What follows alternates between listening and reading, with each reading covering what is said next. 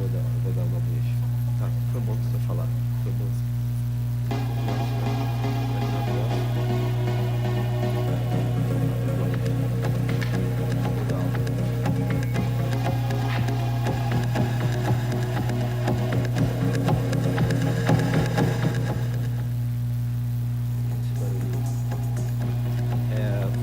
Pessoal, vamos começar? Tudo ok? A gente vai, é bem provável que continue chegando pessoas. Vocês podem ficar à vontade, tá? Se quiserem sentar mais aqui também, se quiserem chegar mais próximo. Eu geralmente acabo deixando eu sou uma pessoa muito inquieta, então dificilmente eu vou ficar sentado o tempo todo falando. Eu vou me mover um pouco. E esse início eu vou aproveitar um pouco para falar rapidamente. Eu vou querer saber de vocês também, mas eu vou falar rapidamente o que me trouxe até aqui, para que não fique muito, para que vocês já comecem sabendo para que eu vim e como que eu tô conectado a esse assunto que foi proposto. E como vocês podem se conectar facilmente a esse assunto que a oficina traz para vocês. Eu vou diminuir. Eu peço desculpa quanto à lapela. A gente estava encontrando um jeito de segurar aqui, mas talvez eu possa, como tem pouca gente, talvez eu possa fazer sem a lapela. Não? Ah, não. Então tá tudo bem. Então, testando. Na verdade, eu estava testando aqui. Tá, então eu vou deixar assim, de algum jeito, se cair novamente, mas na verdade esse barulho não foi da lapela, foi daqui, desse aparelhinho. Tá, vamos lá. Uma vez a gente pode parar, 2 vezes, 3 vezes, mas a gente vai encontrar a melhor posição. Meu nome é Caio, meu pseudônimo, meu nome artístico é Chacal. Esse nome, ele vem da capoeira, ele não veio do universo das artes, mas durante muito tempo eu também fui artista de rua. Eu já fui do teatro de rua, já trabalhei com grafite e, na verdade, quando eu falo já fiz essas coisas, volta e meia eu me vejo fazendo novamente. Mas foi o que começou a minha carreira. E em nenhum momento eu busquei a cultura digital como um recurso para minha arte. Eu fui parar lá. Quando eu vi, eu estava com esses recursos nas mãos, porque eu estava fazendo uma investigação muito íntima minha, e quando eu vi, eu estava programando, eu estava trabalhando com robótica, voltando a estudar física. Não que isso seja necessário para vocês, mas entende que naturalmente eu fui me interessando por isso novamente, como se eu estivesse voltando ao tempo, porque eu era de uma escola de artes. Para que eu ia retomar alguns conceitos básicos da física? Claro que pintura, a ótica, né? Isso eu já estava fazendo. Mas a computação, mas a robótica, o que isso poderia me trazer? Então, eu vou para o estilo de arte que eu fazia e que eu estava buscando naquela época, para vocês entenderem.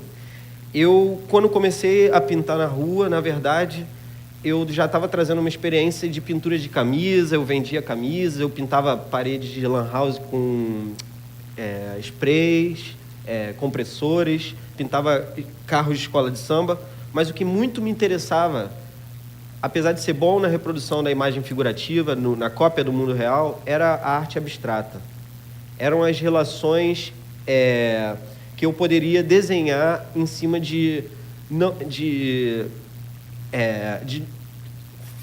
distante das referências do olho, das referências que a gente está acostumado a ver desde criança. Então, buscar a inteligência visual fora das referências visuais que nós temos, que nós sempre tivemos. Então, isso foi me fazendo levar, com um pensamento da simplicidade, a criar símbolos. E quando eu vi, eu estava buscando conceitos e criando símbolos, buscando conceitos e criando símbolos, e pintando pelas ruas da cidade. Muito misteriosamente. Ninguém sabia o que aqueles símbolos representavam. E eu não gostava de falar sobre eles. Eu gostava que as pessoas falassem. Isso eu tinha meus 19 anos, 20 anos, e até hoje eu faço isso. Conforme eu fui investigando alguns conceitos, eu fui me aproximando da razão e da lógica e fui pensando a imagem, como a gente conhece, como a base da programação, por exemplo, visual na computação é o plano cartesiano, muitos sabem disso, da matemática, da imagem, do desenho técnico, como que a geometria também pode trazer representações. Então, essas investigações foram me levando para um lado mais racional na pintura. E eu já estava trabalhando já com algumas coisas que eu gosto de experimentar, como documentários e tudo mais, e eu comecei a trabalhar num laboratório como editor de vídeo. E, ao paralelo, tinha um professor montando um robô. Na barriga do robô tinha uma projeção, um mini projetor de partículas. E eu terminava meu trabalho e ficava observando aquilo. E aí, conforme eu entendia a matemática que fazia funcionar aquele robô, eu vi o quanto eu pensava sozinho nessas relações, sem um computador, sem processos da cultura digital. Então, eu terminei o projeto e acabei entrando para o outro. E aí, quando eu vi, eu estava aprendendo a programar. Agora eu preciso encerrar um pouco sobre mim, tá? Eu vou querer saber um pouco sobre vocês, nem que seja só o nome. E a partir daí, eu prometo para vocês que eu vou dar uma oficina inédita, tá? Apesar da gente já ter um tema proposto, eu preparei, nós temos aqui, nós vamos ver, mas essa oficina vai ser inédita. Eu esqueci de falar, atualmente eu trabalho no Museu da Manhã, estou dentro de um laboratório que tem lá dentro. A gente faz bastantes oficinas com o público. A nossa última exposição foi Rolê pelo Rio Hackeado, que propunha hortas urbanas, grafite, atividades de empoderamento da cultura local. A nossa exposição propunha que as pessoas tomassem atitudes e não esperassem determinados setores realizarem coisas por elas, que elas se juntassem e principalmente dialogassem. E agora a gente está com uma exposição de roupas e tecnologia, ou seja, não só a cultura digital, a computação, os sensores nas roupas, mas como os tecidos podem ser produzidos por bactérias que nós conduzimos na cozinha, ou no armário, ou na geladeira. Então, vale a pena vocês fazerem a visita. Não combinei essa propaganda, mas... E lá eu trouxe um pouco também de algumas atividades, do conteúdo de algumas atividades que eu realizo lá. Inclusive, já trabalhamos juntos. Eu vou querer saber sobre vocês, vou pedir para ele também falar um pouco sobre vocês, como a gente se conheceu. Mas eu vou pedir para vocês serem um pouco mais breves do que eu, porque senão a gente não consegue ouvir todo mundo. Eu vou querer saber o nome e da onde veio a curiosidade no assunto ou no evento. Só isso, tá? A segunda pergunta é opcional. Responde quem quiser. A primeira é obrigatória. Se eu não souber o nome de alguém aqui, eu vou ficar muito chateado. Tô brincando. Então, se você quiser começar, acho que...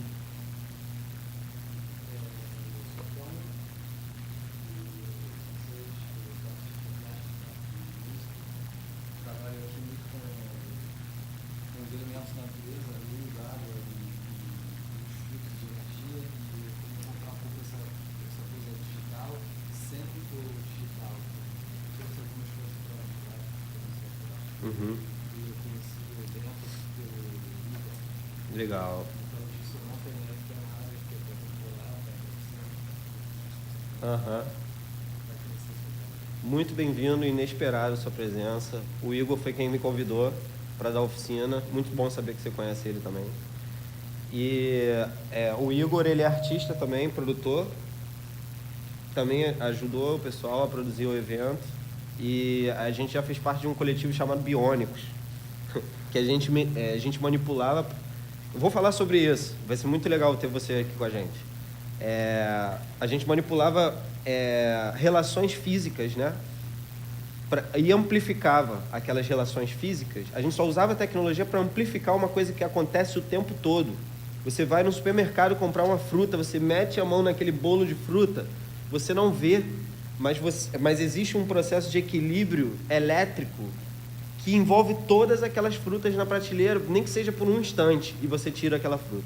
E se você pudesse ouvir o som de tudo aquilo que aconteceu invisível naquela prateleira. Era o que a gente fazia, né? Então, ele também é capaz de amplificar. Ele vai mostrar algumas coisas.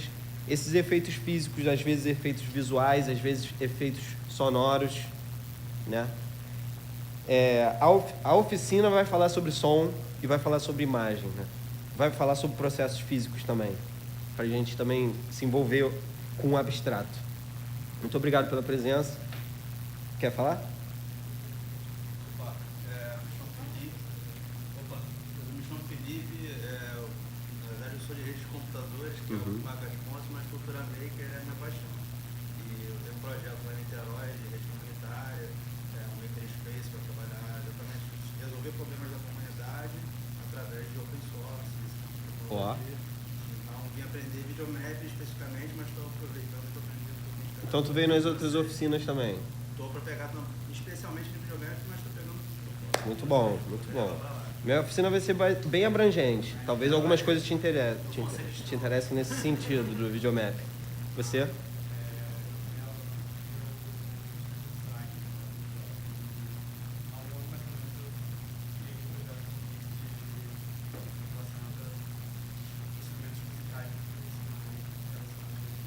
Maneiro. Alan, legal, bem-vindo também. Você? Eu me chamo Bruno, eu estudo artes visuais, sou do Rio Grande do Sul. E é isso. Legal, bem-vindo. Você? Sou o Luiz, cheguei aqui em Rio tem 3 semanas de estudar artes visuais no FJ e eu tenho um projeto sonoro e estava para desenvolver mais. Muito bom, bem-vindo.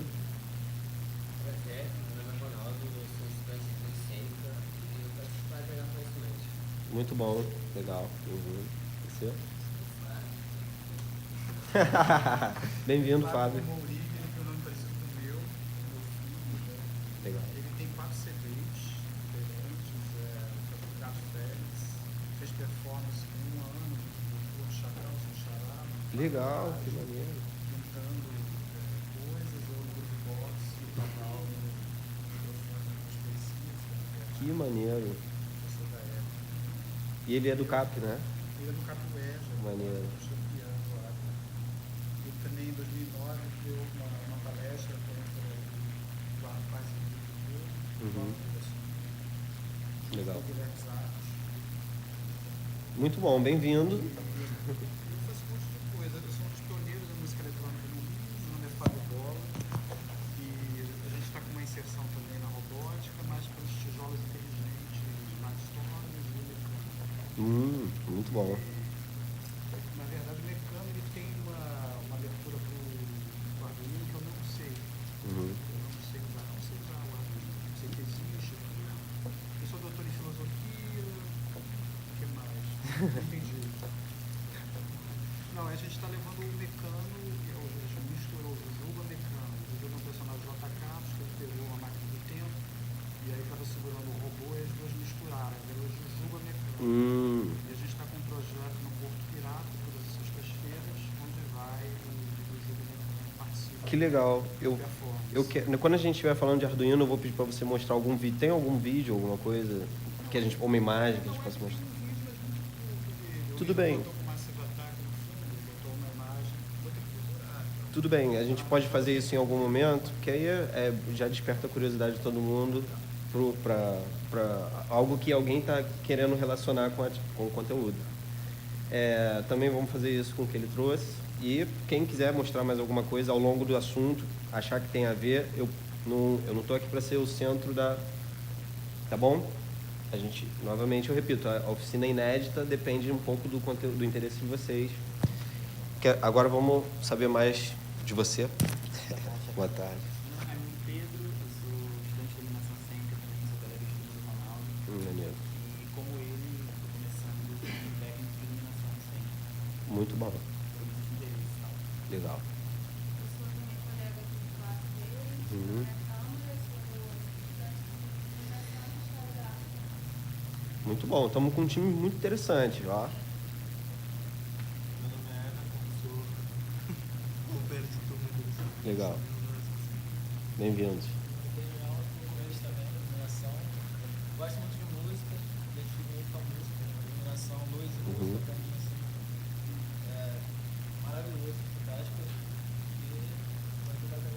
legal saber que vocês trabalham com iluminação e têm outros interesses.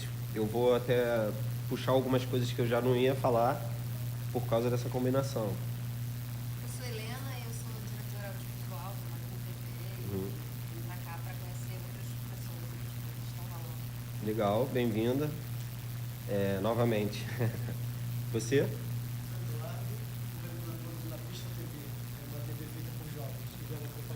Ah, sim. Eu cheguei a falar com eles rapidamente. Agora eu sei. Bem-vindos, bem-vindos. Legal. Joyce? Você? Tá. Muito bom, pessoal. Sejam bem-vindos. E você? Faltou saber seu nome? Hudson. Eu faço iluminação cênica no espetáculo com a gente. Legal. Muito bom. Então, eu estou muito satisfeito com o perfil de vocês, tá? Eu fiquei assustado, assim, com o que eu poderia encontrar, mas agora eu estou mais tranquilo. Quer falar seu nome? Eu não sei. Eu sou o Rodrigo. E o seu nome? Eu sou Gisele, eu estou produzindo esse evento, o Brian também está produzindo esse evento, usando o cenário de tecnologia. Eu não sei nem programar despertador. De verdade, eu só sei programar uma vez para repetir a semana toda, assim, eu ainda não sei como é. Legal. E você? Faltou saber seu nome? Tá. E você? Lucas, legal. Muito bom, pessoal. A gente provavelmente vai sair daqui sabendo programar um despertador, tá? A semana toda. Mas uma coisa que eu trouxe para introduzir a atividade, a oficina,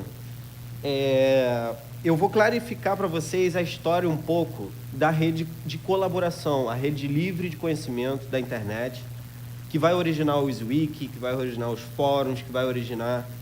Da onde que isso veio, assim? Sabe por quê? Porque muitas vezes a gente ainda não se adaptou ao que se transformou no mundo do conhecimento, no mundo das informações e no mundo da transferência do conhecimento. Não estou falando mais que agora é na escola que a gente vai encontrar todo o conhecimento prático e aquilo vai nos tornar profissionais maravilhosos. Claro que a escola tem um papel muito importante, talvez mais importante do que qualquer outro, mas o mundo mudou e isso mudou junto com o mundo. Então, eu começo... Eu não sei se... Às vezes eu aperto aqui, mas... Tá. Começo falando uma frase muito conhecida, muito popular no mundo da filosofia, né? Se eu não me engano é Heráclito, vai puxar isso nos seus escritos. E ele diz que a mudança é a única constante no universo. Então, se esse cara tiver certo, porque ele pode estar errado, né? Se ele tiver certo, quando a gente se adapta a um contexto, parece confortável, mas talvez não seja. Talvez a gente sempre tenha que dar um novo passo de adaptação. Então, eu estou falando isso porque eu faço parte de uma geração que não nasceu com celulares, smartphones, eu não nasci com internet, então eu sei de coisas que tinham antes disso, sei de coisas que isso me proporcionou, vi a mudança, poderia ter resistido, tive ciclos de resistência, tive ciclos de mergulho. Então, agora eu posso dizer que não adianta, o mundo vai continuar mudando. Seria muito bom se a gente não sofresse com as mudanças. Então, se a gente sofre por não se adaptar, é bom se adaptar. Agora, se a gente sofre para se adaptar, talvez não seja para se adaptar. Então, assim, tudo é uma questão pessoal também nessas relações. Essa espiral eu gosto muito dela porque ela fala um pouco sobre aonde a gente está. Vamos imaginar que isso aqui seja um furacão. Vamos imaginar, antes de eu explicar, que a gente está no olho desse furacão. Agora, por que a gente está no olho desse furacão? Vamos supor que seja o passado. Aqui seja o passado se dirigindo para o momento que a gente está agora.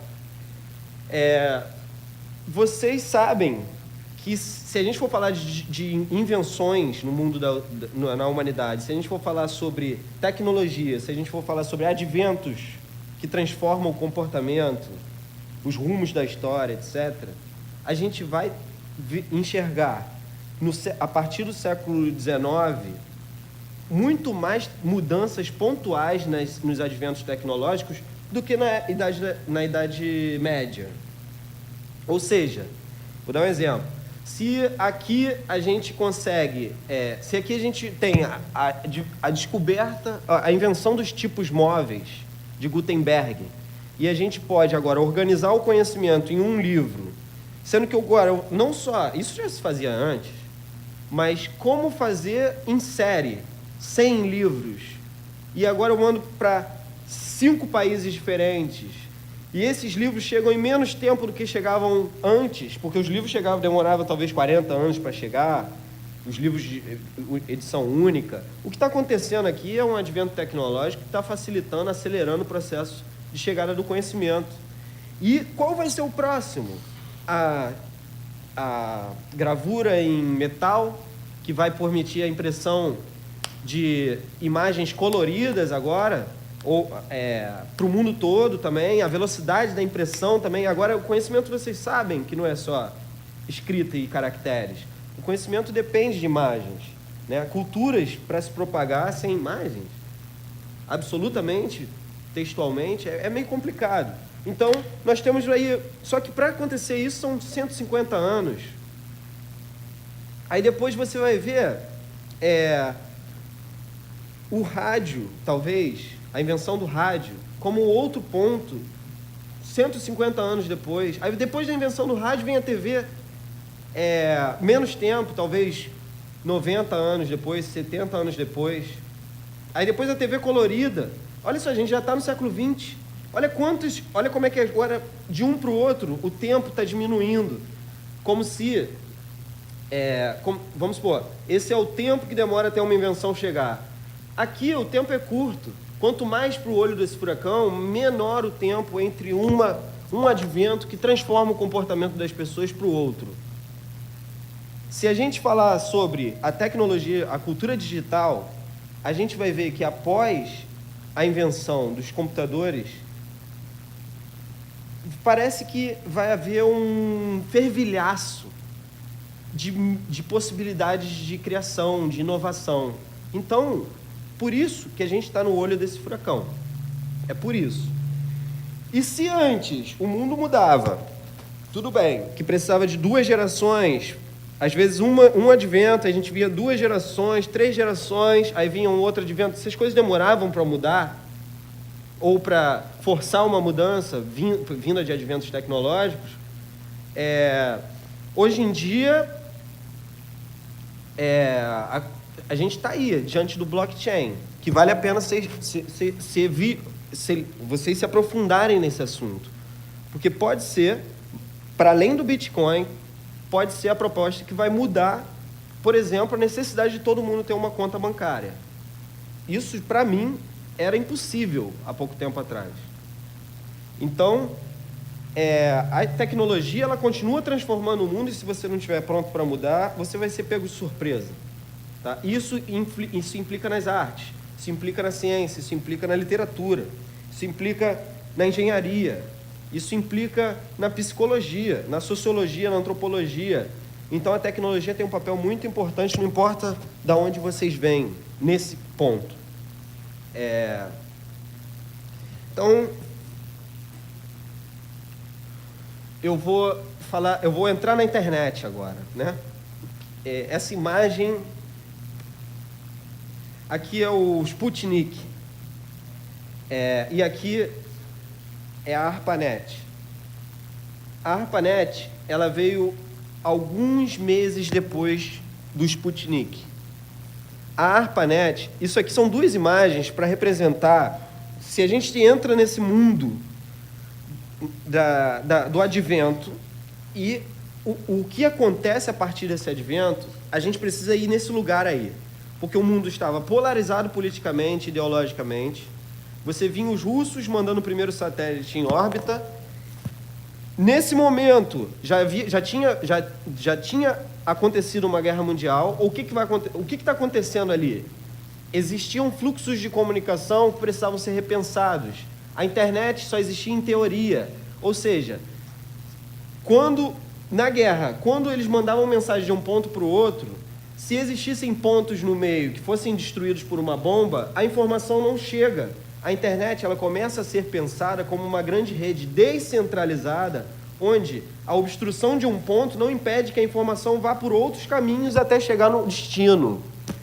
Esse destino, essa rede que é pensada militarmente, ela começa a ser construída e rapidamente, depois que o satélite russo é colocado, eles correm com a internet civil, chamada ARPANET. A ARPANET, ela vai inicialmente conectar 4 universidades. Por que eu estou falando isso? Porque nesse momento, gente, nós não temos condições como civil, como cidadão, de criar grandes redes de troca de informação, tá? Existiam muitas gambiarras assim. Quem fazia isso eram as grandes corporações. O que está acontecendo cada vez mais é algo que é pensado de maneira muito corporativa, militar,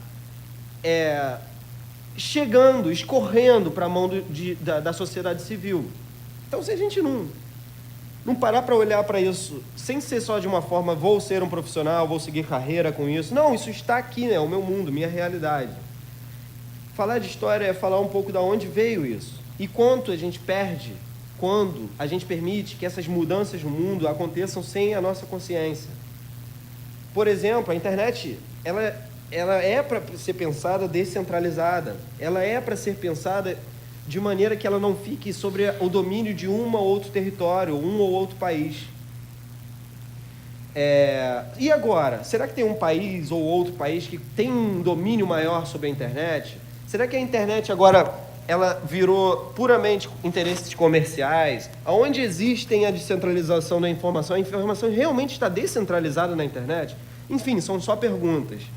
Mas, para além disso, a gente entra numa questão política que eu vou falar muito rápido para a gente começar a entrar numa coisa mais gostosa. Isso aí é um cabo submarino. Os cabos submarinos, a gente conhece muito a internet como Wi-Fi, parece que o nosso conhecimento vai parar na TIM Live, na Oi, mas não.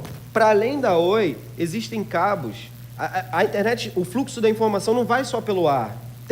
Ele necessariamente vai ter que passar por cabos submarinos, principalmente se for relação de internacional, ou seja, eu estou mandando uma mensagem para a Espanha, para os Estados Unidos. Então, os cabos submarinos, eles são a autonomia que o país tem de enviar, por exemplo, informação para a China sem precisar passar pelos Estados Unidos, sem precisar passar, pela Europa. Então, esse é o mapa que a gente tem hoje em dia, dos cabos submarinos. O Brasil tem um cabo submarino que vai direto para a Europa e que está em construção ainda. Ou seja, todos os nossos dados necessariamente passam pelos Estados Unidos para ir para a Europa. É por isso que o caso Wikileaks ficou conhecido, porque houve uma interceptação aqui. Qual é a nossa autonomia? É ter o Wi-Fi em casa? Não é só isso. Nós temos que ter uma noção da nossa realidade como nação. Porque nós não termos essa noção, nós ficamos extremamente dependentes. Então, eu vou entrar novamente nessa questão da ARPANET. Essa primeira fase da internet é uma rede, apesar de se propor descentralizada, ela começa centralizada, porque é um servidor no mundo que existe, né? São 4 universidades, eu não sei se eu vou esquecer alguma, mas era Utah, era Califórnia, tinha Stanford e tinha mais uma que eu estou esquecendo agora. Basicamente, elas tinham trocas de mensagem, um proto-e-mail, um e-mail ainda muito inicial. E eles essa fase é conhecida também como biblioteca. Sabe por quê? Porque nessa fase você só entra na internet para tirar um livro da estante e depois botar de novo. Você não consegue colocar nenhum livro novo. Para um usuário colocar um conteúdo na internet, nessa época ele precisava ser um engenheiro. Olha só como é que isso vai mudar com o tempo. Então, a primeira fase ela é complicada por causa de acessibilidade, etc, etc. Mas ela tem uma idealização muito interessante. A segunda fase, aí a gente vai ver a década de 80, a década de 90, quando as primeiras ferramentas de e-commerce começam a ver o potencial da internet. Ou seja, nessa época eu devia ter meus 14, não, menos, devia ter meus 12, e eu lembro que eu vi uma reportagem no Fantástico em que ele falava que eu ia poder comprar coisas de supermercado e pedir pizza pela internet em casa. Eu achei aquilo uma coisa de um filme, super futuro, e eles falaram, em 5 anos isso vai acontecer, em 1 ano já estava rolando. Então, o que acontece? Uma grande migração de usuários para a internet por conta de interesses comerciais, etc., compras, etc. Isso vai gerar um aumento da tecnologia de segurança, tá? Para ninguém, vocês sabem, e vai rolar um primeiro boom de sites na internet. Não estamos falando ainda da onde eu quero chegar. É aí que começa. Quando a internet começa a virar quando a gente começa a surgir os primeiros wikis, os primeiros fóruns, aí parece que começa a surgir a possibilidade dessa oficina acontecer. Então, é muito importante a gente entender que a criação das primeiras plataformas de criação de comunidade, de troca de conhecimento em relação ao conteúdo, de abertura da informação. Gente, a gente está falando de década de 90, 2000 já. O universo hacker já troca informação desde a década de 70. Sozinhos. Muitas vezes por carta. Depois que começa a internet, quando chega aí, ele já tem uma bagagem para só digitalizar.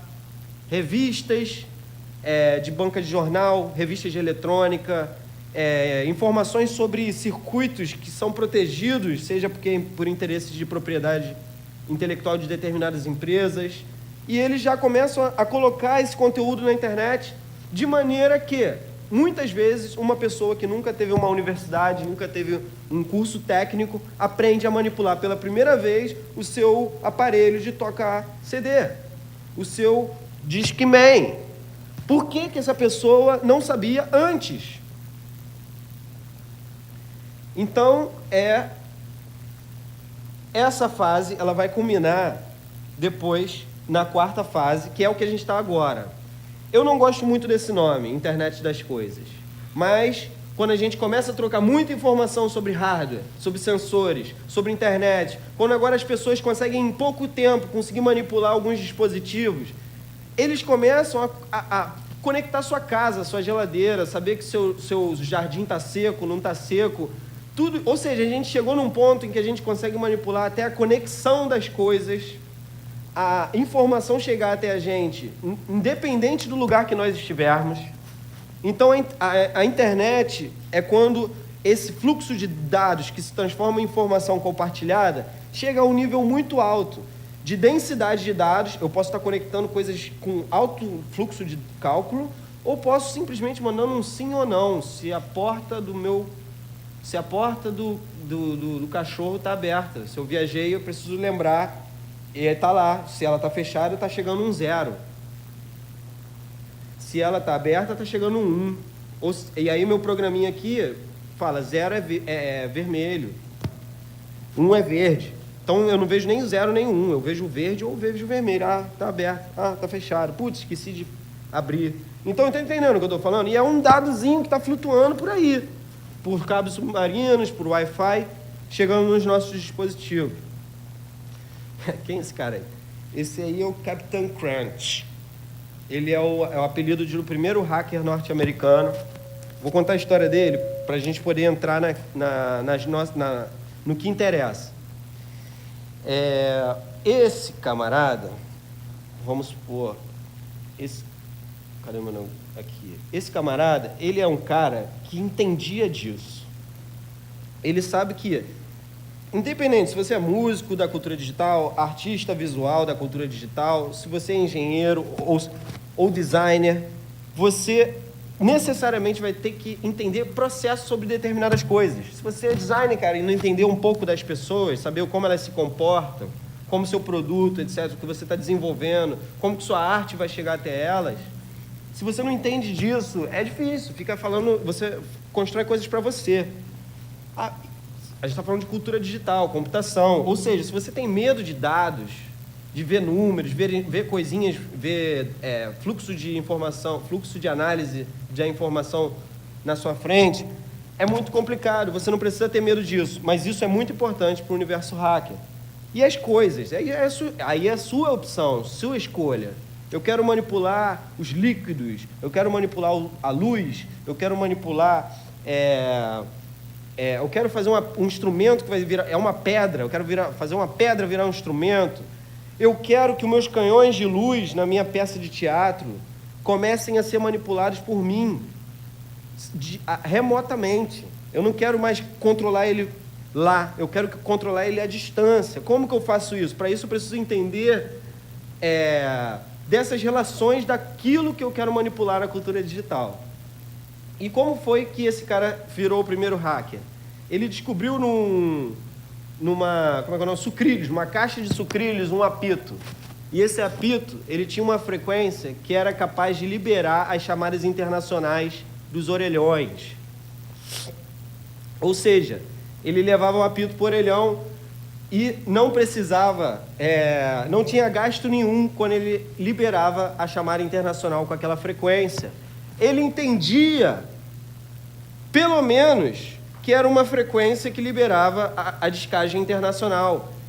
Com isso, ele espalhou na rua, espalhou no bairro dele, que as pessoas poderiam fazer assim, e eles faziam fila na porta dos orelhões, na frente dos orelhões para ligar internacionalmente, faziam o mesmo. Nisso ele foi preso. Quando ele foi preso, ele foi condenado a 5 anos de prisão. Mas durante o julgamento dele, ele conseguiu provar que a empresa que estava processando ele também estava errada.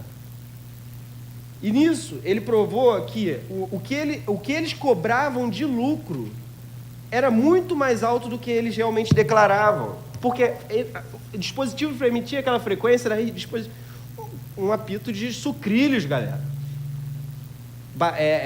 E as descargas internacionais nos Estados Unidos hoje em dia são as mais baratas do mundo, por conta de um hacker.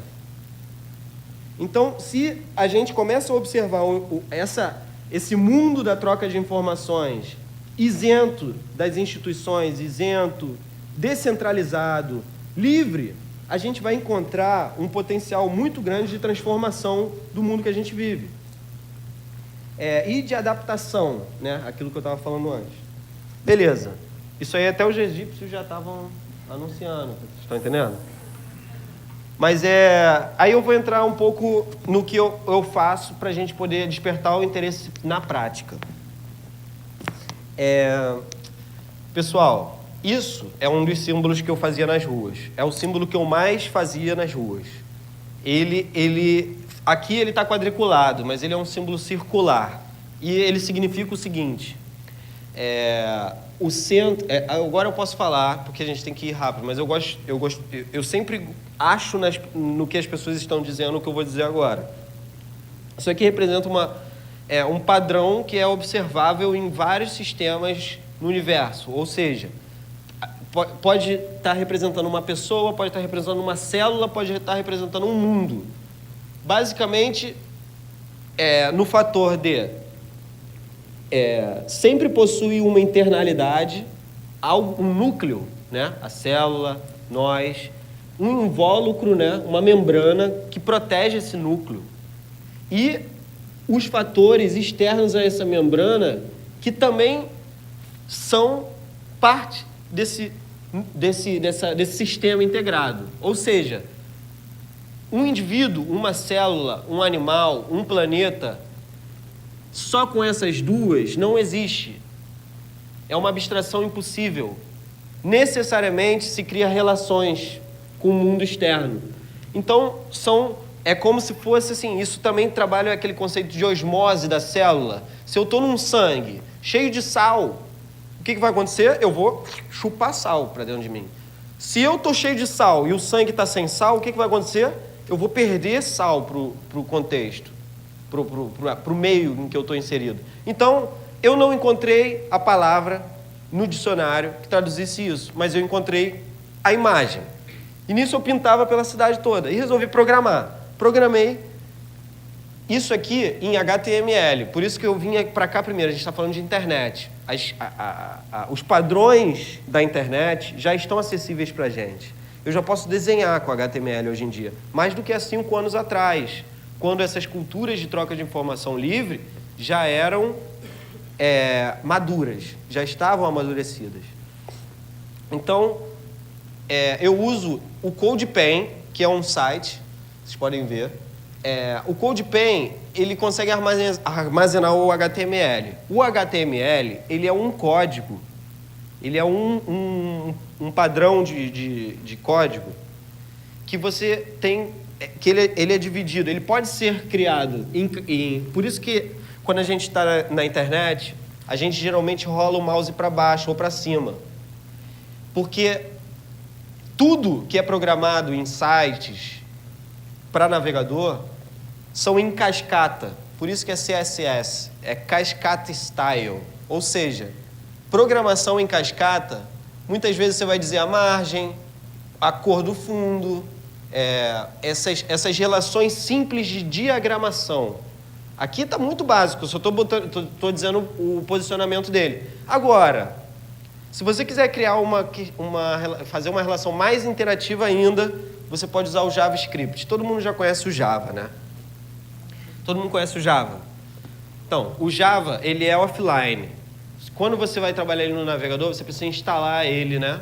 Tudo mais. O JavaScript, ele já faz parte do motor do navegador. Então, o JavaScript, ele é a substituição do Java no mundo da web, da programação web. Então, o JavaScript é o que há de futuro da programação de imagem interativa, jogos, etc. E aí eu programei esse símbolozinho. E aí eu falei, vou dar mais variações para isso. E aí eu comecei a criar uma interação com o mouse, posicionei. O principal daqui, tá dando para ver aí? O principal daqui, na verdade, é vocês começarem a entender que eu não era um excelente programador quando eu fiz isso, cara. Não era. Eu estava estudando listas. E aí eu vi no CodePen alguns exemplos que trabalhavam com essas listas e eu consegui aplicar forças vetoriais aos elementos dessa lista. Ou seja, aqui, por exemplo, tá vendo?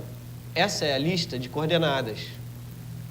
Por que tem 2 números? Porque a gente está falando de um eixo de x e y, ou seja, tudo que está na horizontal e tudo que está na vertical. Se eu falo vertical x, se eu falo vertical 2, horizontal 12, é igual aquele jogo Campo Minado, não. Batalha naval. Eu vou acertar um ponto naquela área daquele retângulo. E é a mesma coisa aqui, né? Quando eu falo menos 1 e 13, provavelmente o 13 é vertical e o menos 2 é o eixo dividido. Daqui para lá é positivo, daqui para cá é negativo. Porque, olha só, eu já estava fazendo isso de madrugada em casa. Aí minha namorada brigou comigo. Brigou mesmo, sem brincadeira. Brigou, a gente estava lá, eu tinha feito umas coisas mesmo e estava meio errado. E aí eu falei, vou fazer... O que a gente faria, né? O que a gente faria quando a gente brigava com a namorada antigamente?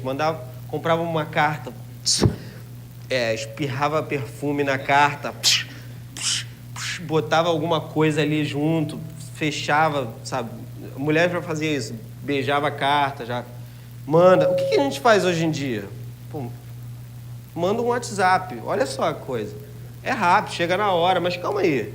Vamos lá. Aí nesse dia eu falei, eu vou programar alguma coisa, vou programar uma cartinha. Eu vou fazer uma carta para minha namorada programada. E aí eu fiz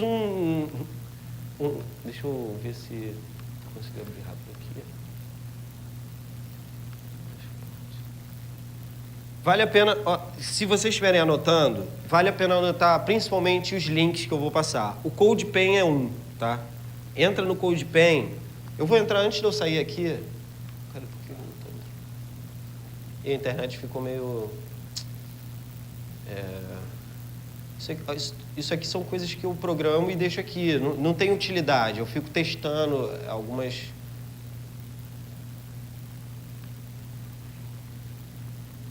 É esse aqui.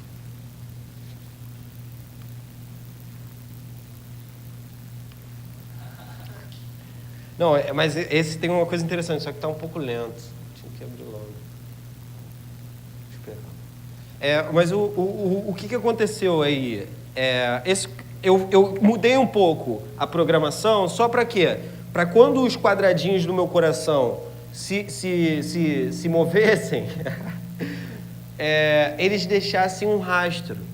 Então eles voltam a se formar o coração, mas eles deixam um rastro. Ou seja, eu mandei, e eu lembro que eu enviei a mensagem dizendo: você pode desmontar, desconstruir, esfacelar meu coração, mas ele vai se regenerar. Ele vai se regenerar por você. Mas agora, não esqueça que tudo deixa rastro. Ou seja, ele se regenera, mas fica a memória do que aconteceu. Caramba, aí, ó. Aí, ó. Olha lá. Sou pisciano. Olha lá. Deixa eu anotar isso aqui. Olha lá, fica o rastrinho, ó. Aí ela olhou pra minha cara assim: você é muito canalha. Aí eu falei: pô, não faz assim não. Beleza. Então, a segunda vez já não funcionou, tá, galera? Não fica achando que... Tá?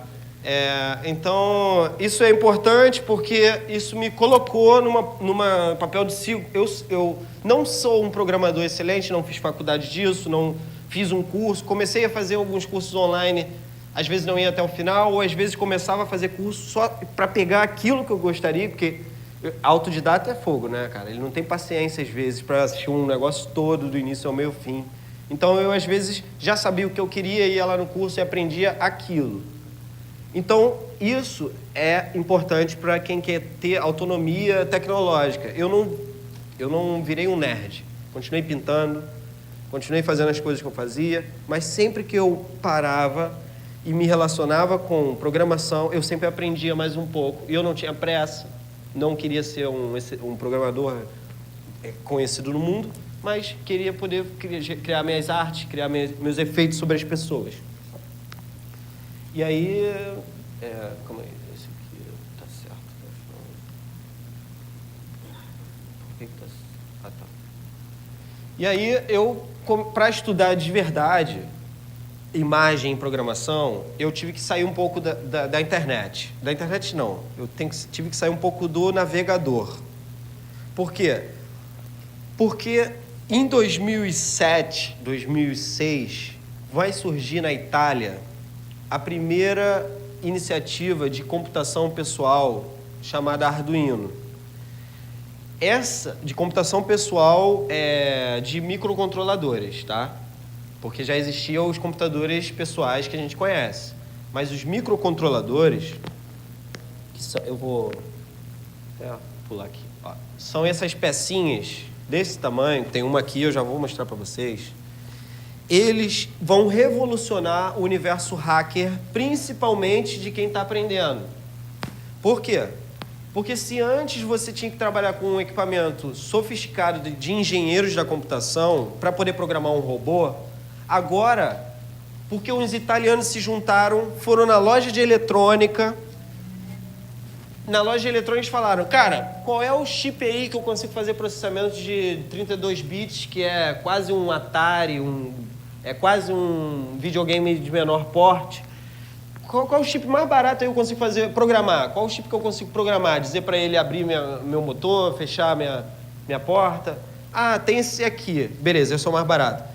Preciso do que para ele? Preciso de um cristal que custa R$2, R$3. O que mais que eu preciso? Preciso de resistores. O que o cara fez? Montou um microcontrolador de R$30. É o menor, vamos supor, menor placa-mãe do mundo. É a menor placa-mãe do mundo. E o que eles fizeram? Podiam ter ficado milionários. Mas não, criaram a primeira comunidade de programação de microcontroladores do mundo. Então, foi muito importante isso que eles fizeram, porque se já acontecia a troca de informação antes, o que vai acontecer aqui é que essa comunidade vai ganhar uma potência a ponto de, em poucos anos, ter criança ensinando o professor a usar esse aparelho. Tá? Então, é uma mudança que a gente tem que observar com carinho, porque tem um grande potencial mesmo. Tanto para quem quer aprender sozinho, quanto para quem quer ensinar um grupo de pessoas. Então, eu volto para esse símbolo, que ele representa o processing. O processing, ele tem uma API muito semelhante ao do Arduino, ou seja, os dois softwares são irmãos. Quando você clica lá para abrir, abre uma caixinha verde no Arduino, quando você clica para abrir o próximo, abre uma caixinha azul. A diferença é essa. Pode assustar essa coisa, algorithmic design, mas algoritmo pensa na fração. Pô, a gente sabe pensar em porcentagem? Ah, não, pô, tô 20% cansado hoje. Ah, não, tô 30% cansado hoje. Isso é um algoritmo praticamente, tá? Isso é como se a gente estivesse já pensando uma relação entre dois números para tirar um estado momentâneo, que pode mudar se esses números mudarem. Então, o processing é o mergulho que eu indico para todo mundo. Eu indico até antes do CodePen. Aprende um pouco de processing, depois você aprende um pouco de HTML, JavaScript. É porque eu troquei um pouco essa ordem. Não tive medo de pegar uma coisa mais complexa primeiro. Mas o Open Processing é um site que eu indico vocês entrarem. Eu só não sei o que está acontecendo aqui, porque ele está muito lento. Aí eu não está aparecendo aqui as... Ó, acho que agora foi também.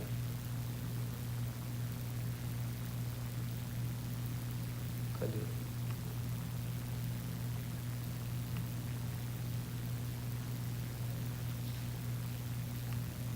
Ah, tá.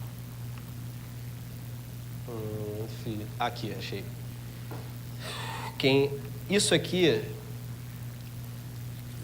é o site, Open Processing, é o site onde você, como usuário, fiz uma linha que dançava igual uma corda de violão quando eu passava o mouse.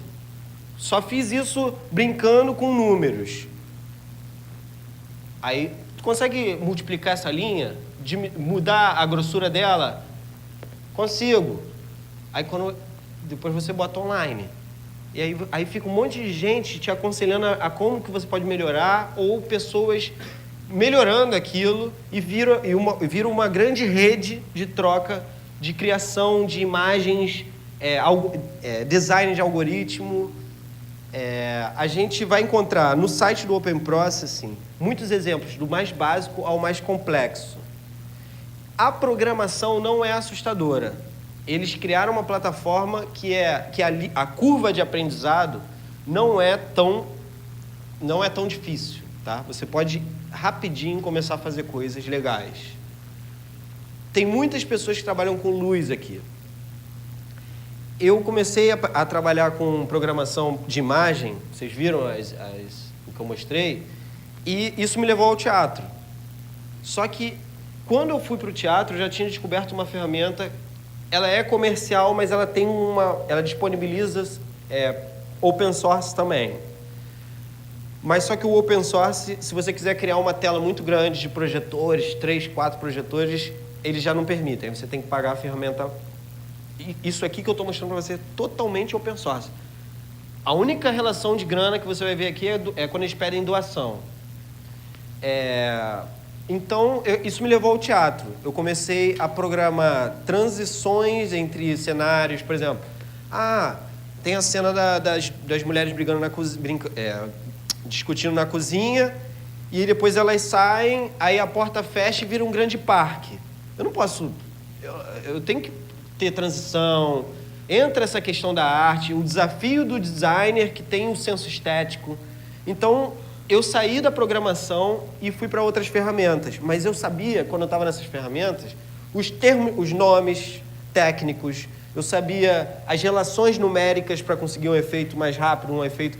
Então, quando as pessoas vão direto para a ferramenta facilitada, elas vão aprender, vão conseguir fazer coisas legais, mas elas ainda não vão atender a fundo aquilo que elas estão fazendo. Então, eu ainda aconselho essa pincelada inicial no universo da programação, ou no universo da manipulação de circuitos básicos no universo hacker. Então, a gente já está quase chegando na nossa montagem que eu preparei aqui para vocês entenderem um pouco mais na prática isso que eu estou falando. Novamente, isso aí se vocês quiserem lembrar disso no dia que vocês estiverem frustrados, achando que não sei programar, não sei resolver um problema, não consegui nem instalar o software.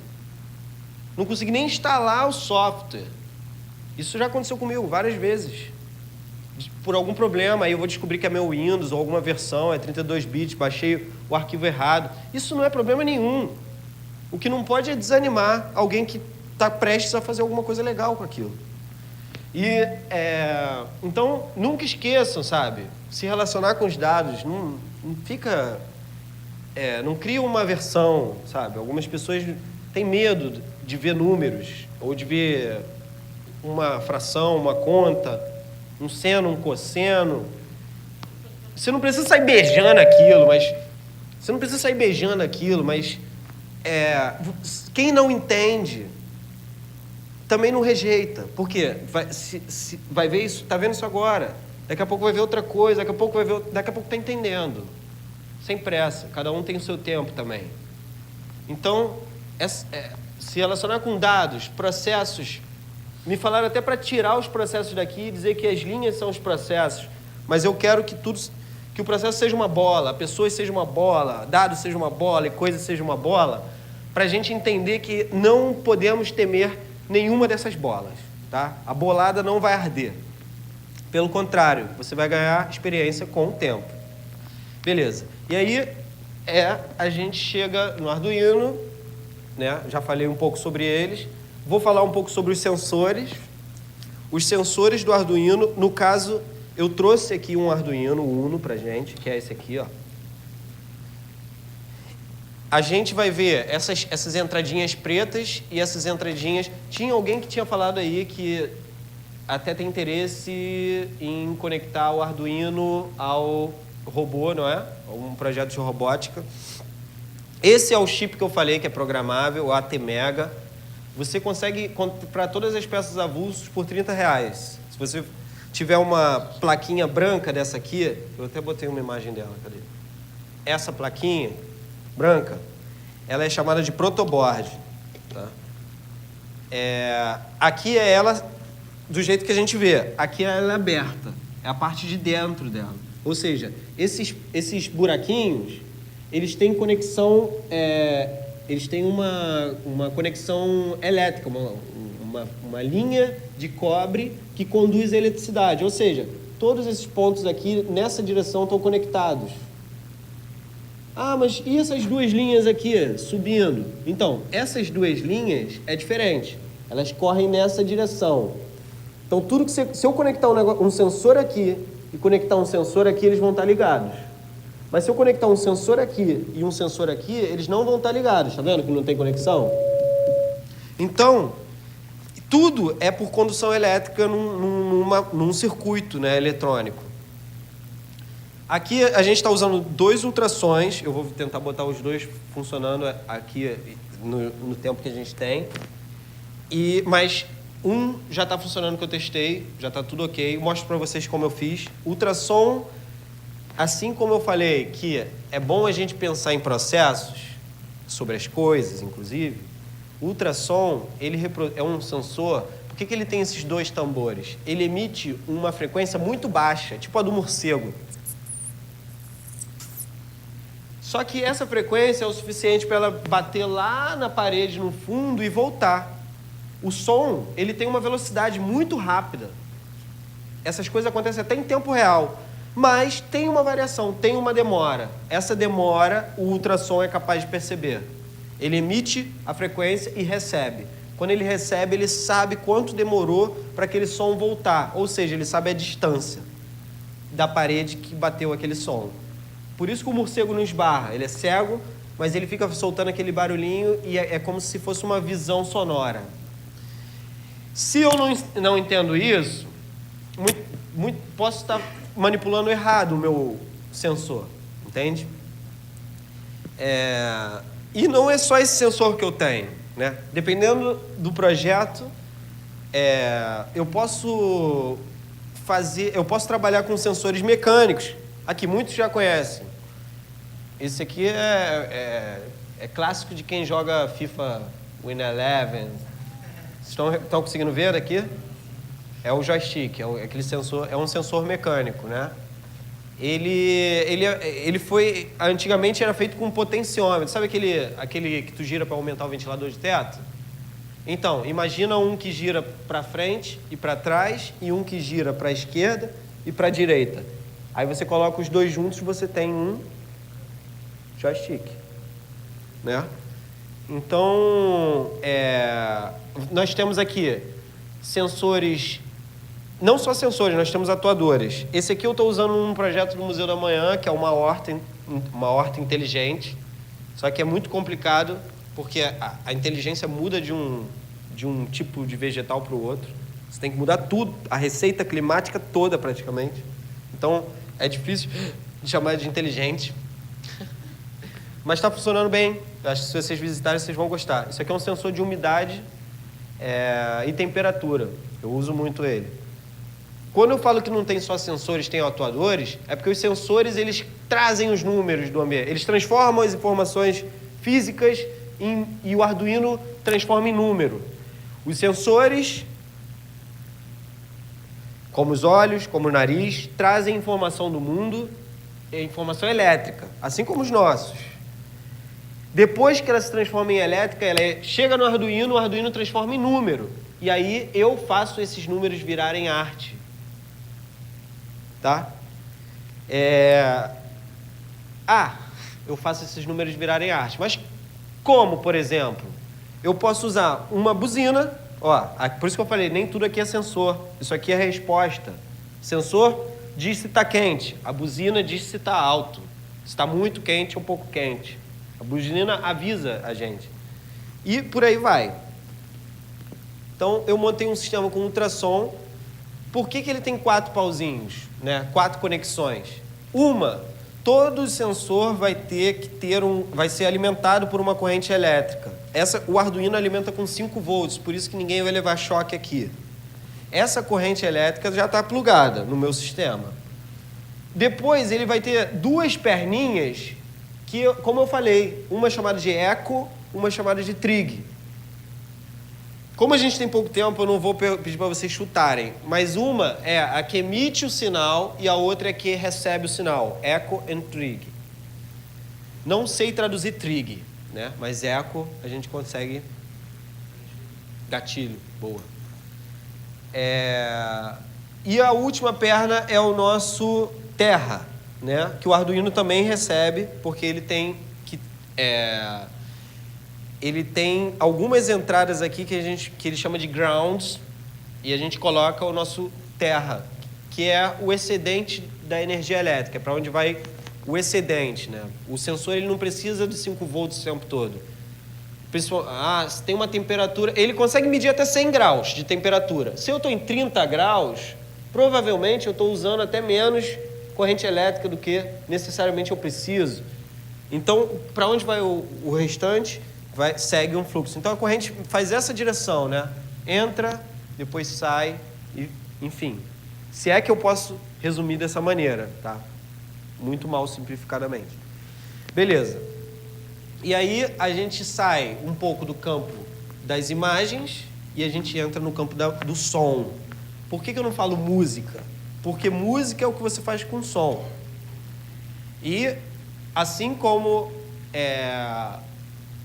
o som que a gente vai falar agora, falando de Puridata, é o som que a gente faz com os números. Entendeu? Música é o que a gente faz com som. No caso do som da cultura digital, som é o que a gente faz com os números. Mas não, eu sou editor de vídeo, de áudio, e eu não olho um número nenhum. No máximo eu olho uma linha do tempo com a frequência. A frequência está mergulhada em números. Atrás daquele desenhinho ali, você está se relacionando com números. Você pode não estar vendo eles. Mas o Puridata, ele é a última comunidade que eu vou mostrar. O Puridata tem uma história interessante, que rolou um grupo de pessoas diferente do pessoal do Arduino. Tem uma polêmica no Arduino, mas eu não vou contar, não vou prolongar muito não, vou contar rapidamente. Tinha um sul-americano no grupo que desenvolveu, que pensou o microcontrolador mais barato do mundo e abrir para a cultura open source. Só que ele desistiu do projeto na universidade. E aí os criadores do Arduino pediram para ele algumas informações, ele entregou o projeto para eles e os caras foram lá e criaram um Arduino e até hoje esse cara ainda tem problemas com isso. Pô, caraca, meu nome poderia estar lá também, coisas do tipo. Então existem essas polêmicas também no universo open source, né? E o Puridata, ele tem uma história semelhante. Rolou uma ruptura de uma dupla. Um ficou com o Max, que é um software super utilizado, né? E o outro projeto é o Puridata, que também é um projeto super utilizado, mas ele é resultado desse fluxo que eu mostrei desde o início da oficina sobre o compartilhamento de conhecimento, o uso. O Puridata é totalmente hackeável, você pode modificar ele todo. E aqui no próprio site tem a comunidade deles, que se ajudam o tempo todo. Tem sites japoneses se ajudando de fórum, tem sites americanos. Com o tempo, a gente pode ter sites brasileiros, mas a gente vai encontrar muitos brasileiros usando essa API de desenvolvimento. Eu não sei se eu chamo o Puridata de software. Eu vou mostrar um pouco dele para vocês agora. Bem, primeiro eu vou trazer o Arduino. Por que eu vou trazer o Arduino primeiro? Porque o Puridata, ele vai receber números. E esses números vão gerar o som, né? A partir da modulação de frequência. Só que esses números estão sendo recebidos por ultrassons. O meu ultrassom... Lembra que eu falei que o Arduino é verde e o Processing é azul? É a mesma coisa. O Processing também tem a mesma característica, essas barras. Aqui é onde eu escrevo o que eu quero que o Arduino faça. E aqui é onde eu clico para fazer a lavagem cerebral do meu Arduininho. Ou seja, eu escrevo, falo, Arduino, você tem que fazer isso, isso e isso. Clico aqui, se não deu nenhum erro, pode deixar quieto que ele vai fazer, se ele estiver funcionando. Então, o que eu estou falando aqui é simples. A gente não vai aprender programação hoje, mas se você está procurando um projeto que envolva essas coisas, você já encontra muita coisa pronta. Aí, a gente pode trocar contato e se vocês tiverem alguma dúvida, vocês podem falar comigo que eu respondo. Porque às vezes você precisa mudar um detalhe no códigozinho para realmente funcionar.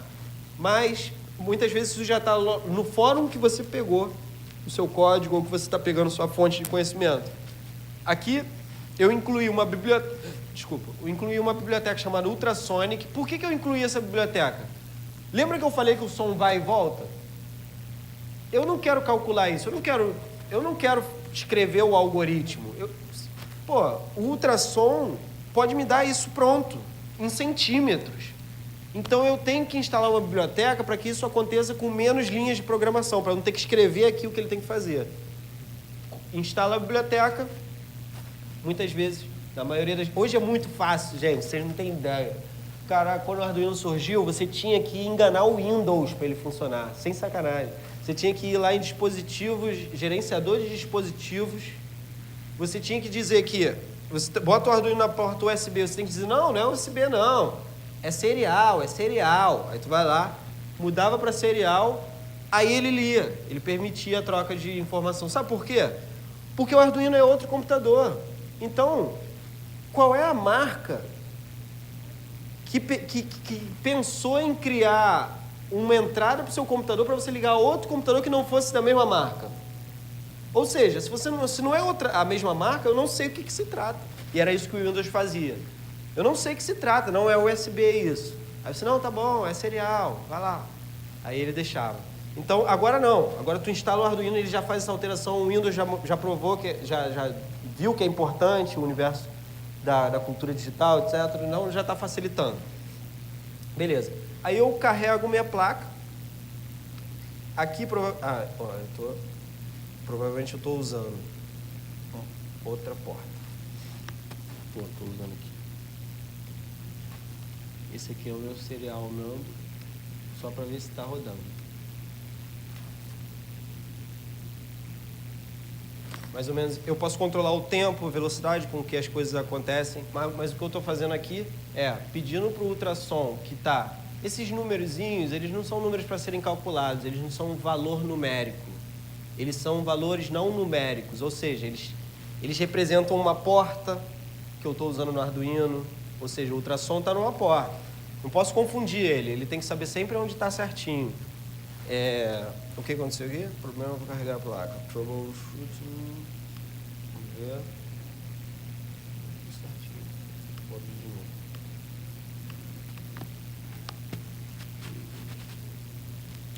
Tem um aqui rodando, tá?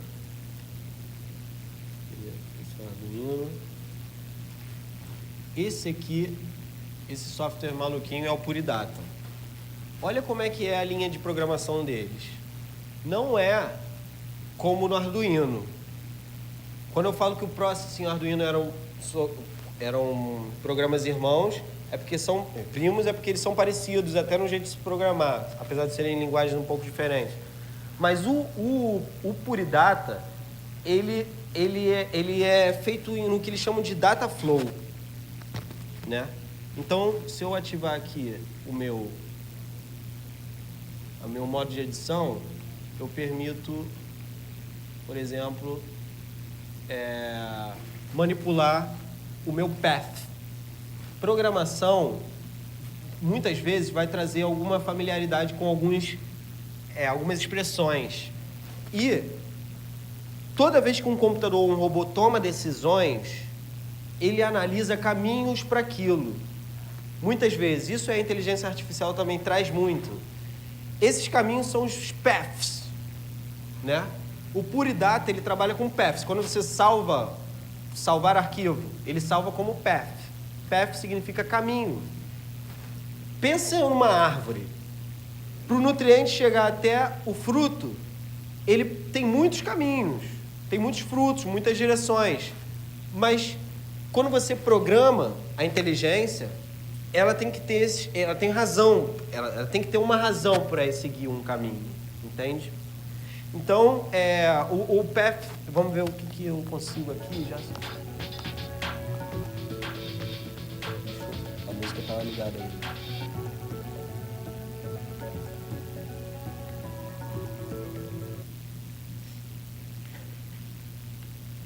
Deixa eu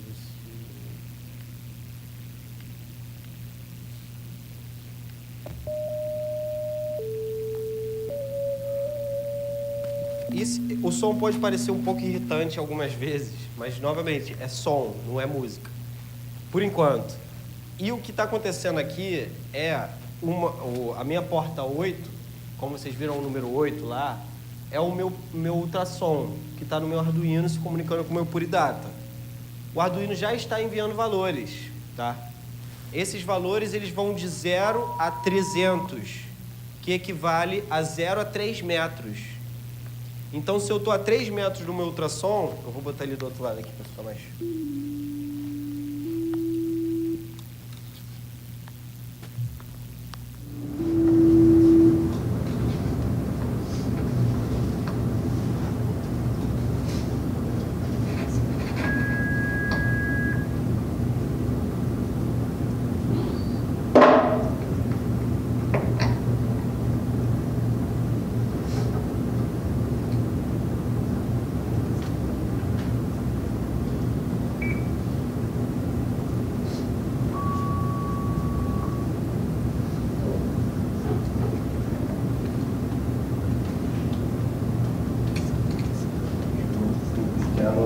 Alguém pode me ajudar aqui, rapidinho?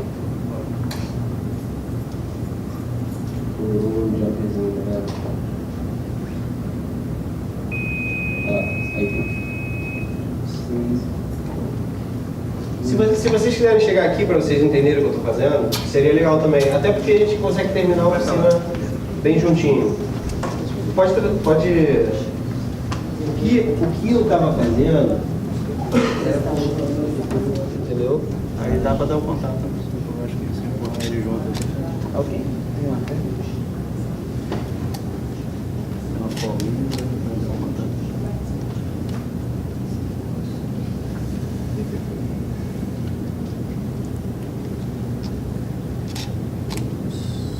Pode ter dado, né?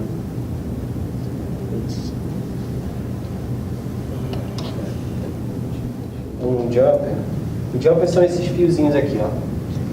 Ele tem essas pontinhas, tá vendo? E aqui quebrou uma pontinha. E ficou lá dentro. Entendeu? Acabou de acontecer isso. E aí, o que eu tava fazendo? Fazendo um contatinho aqui, ó. Deixa eu ver aqui. Esse aqui é positivo. Positivo. Eu tava fazendo um contatinho aqui pra ver se... Quer uma lanterna aí? Quero.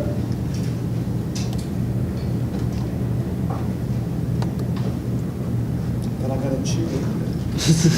Não, eu vou ter que arrumar um alicate pra fazer isso. Você pode botar na porta do lado, só mudar a porta lá na programação.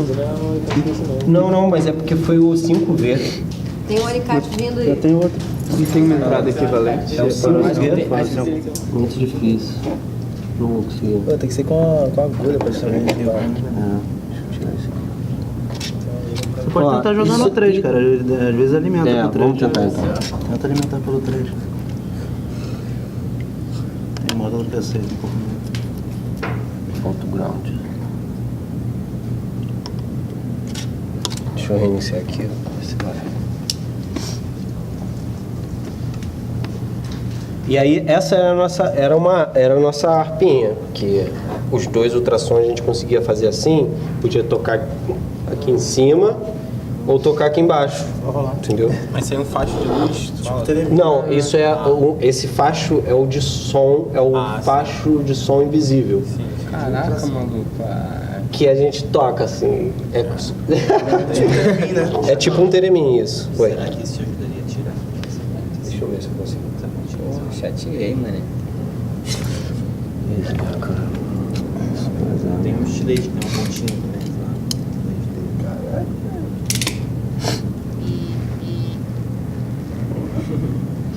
Jogou no 3 lá e viu o celular? Joguei. Deixa eu tentar ver se vai rolar. Se não rolar, a gente desencapa um dele aqui e bota ele no contato ali dentro. Tem uma marreta lá? Não.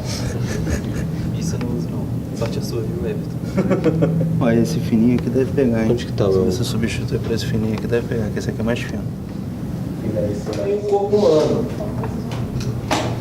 E esse camarada, o projeto dele inspirou alguns meus que deram muito certo depois. Então, essa união entre as pessoas que produzem, utilizando esse tipo de dispositivo, elas são muito importantes para o crescimento de quem quer estar sempre desenvolvendo novos, surpreendendo com novos dispositivos.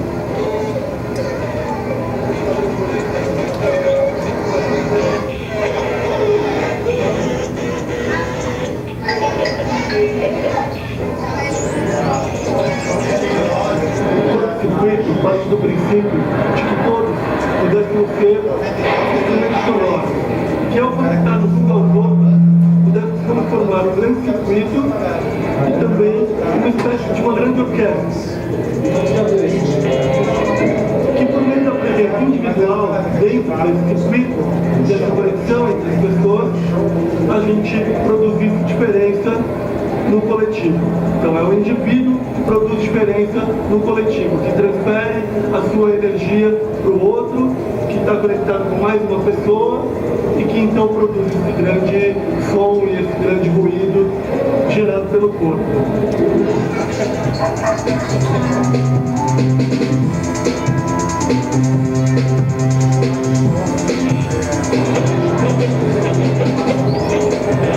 Tem uma caixinha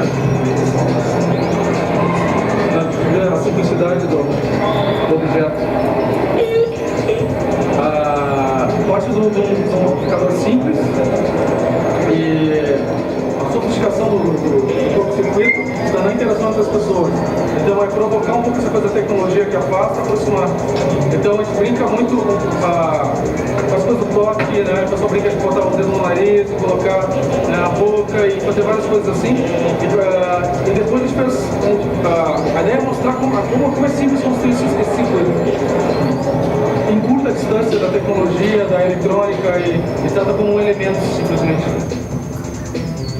A parte do toque, né, as pessoas, como são super variáveis, o corpo humano é super variável, cada pessoa tem a sua capacitância, a sua resistividade, mais sal, menos sal, gordura e tal, que dá diferentes sons, assim, a gente pode inclusive fazer um circuito comum com as pessoas, como foi feito aqui. E isso, assim, é brincar com essa coisa de que o seu corpo está passando essa carga elétrica e tem esse som que está sendo gerado e tal. E ela tem que tocar aqui. Serve pra ele e ele toca nela. Pra ele, então pra ele e ele toca.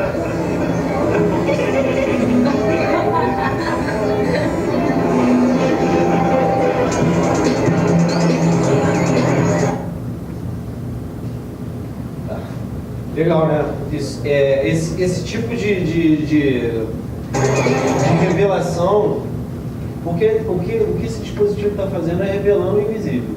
Coisa que acontece no aperto de mão, coisa que acontece no abraço. E os processos físicos, os processos computacionais, eles têm como auxiliar a gente a...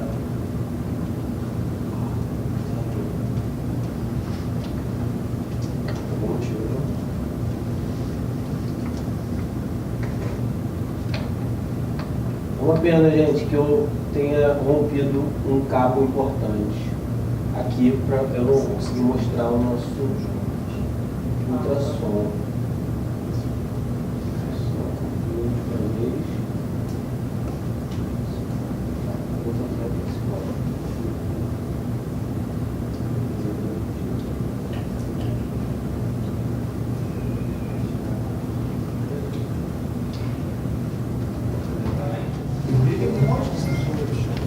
Sensor de vídeo, sensor de áudio.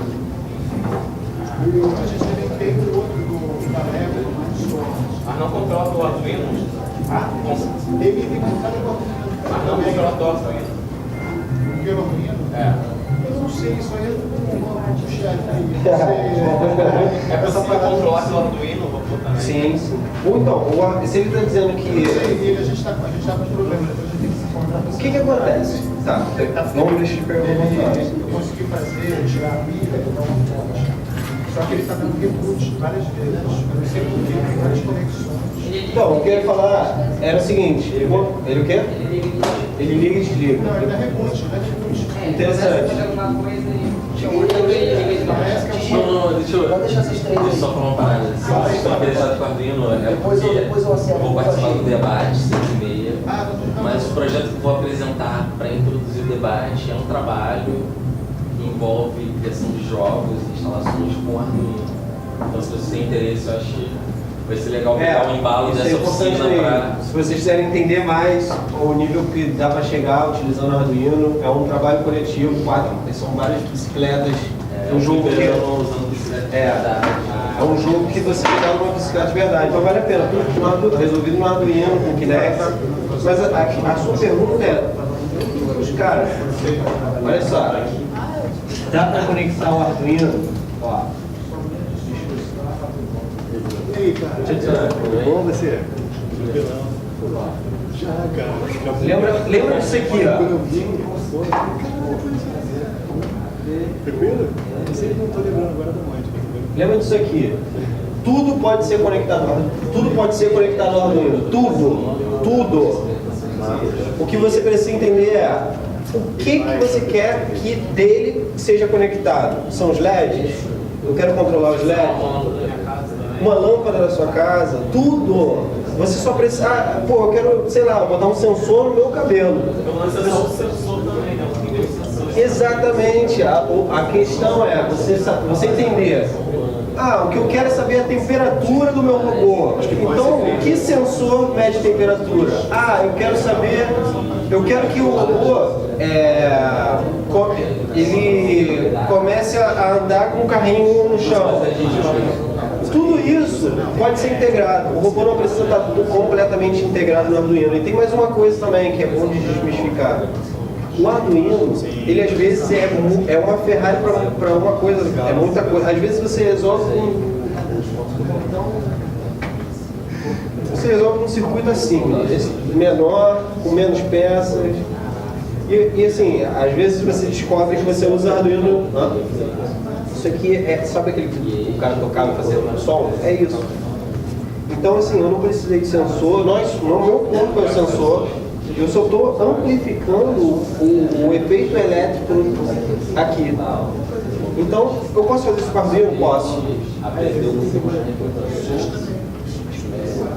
Bem, galera, deixa eu agradecer a vocês. Quem gostou, bate palma, por favor.